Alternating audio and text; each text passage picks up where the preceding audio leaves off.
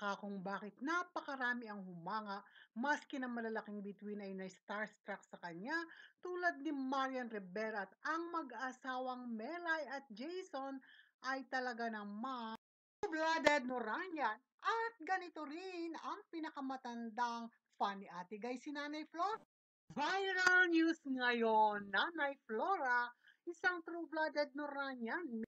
Sinabing si Vilma Santos, pinuntahan nila subalit hindi namamansin.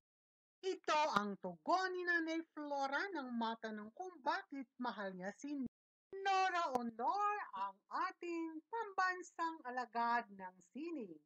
Bukod sa makamasa, ay matulungin pa aniya. At tuwang-tuwa si Boss Toyo, amay sa amay siya sa tinuran ni Nanay Flora.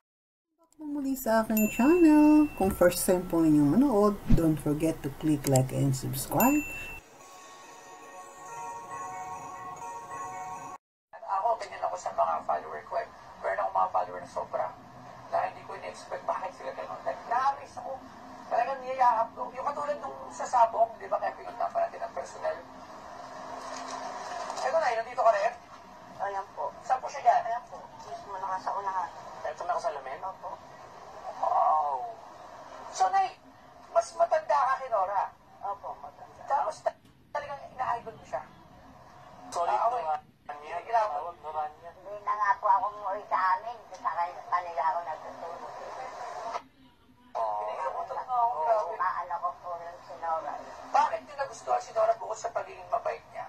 Mabait mo siya, saka nagbibigay po siya ng tulong. Anong tingin niyo lucky kay Vilma? Vilma, Ah.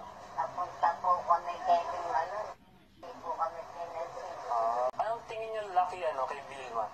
Vilma, Ah. napunta po kami kay Vilma nun. Hindi po kami pinasin. Nora Pong talaga. Percy talaga, Pong Percy. Ito. Ito sila. Meron pa lang gatong solid na follower. Another 50 years. Oo, iba-iba. Magandang panahon natin, hindi ko nayakapan lola ko, nagtartago ako eh. Si Ate Guy makamasa at matulungin. Ang minahal ng napakaraming fans, hindi tulad ng iba. Lamang po.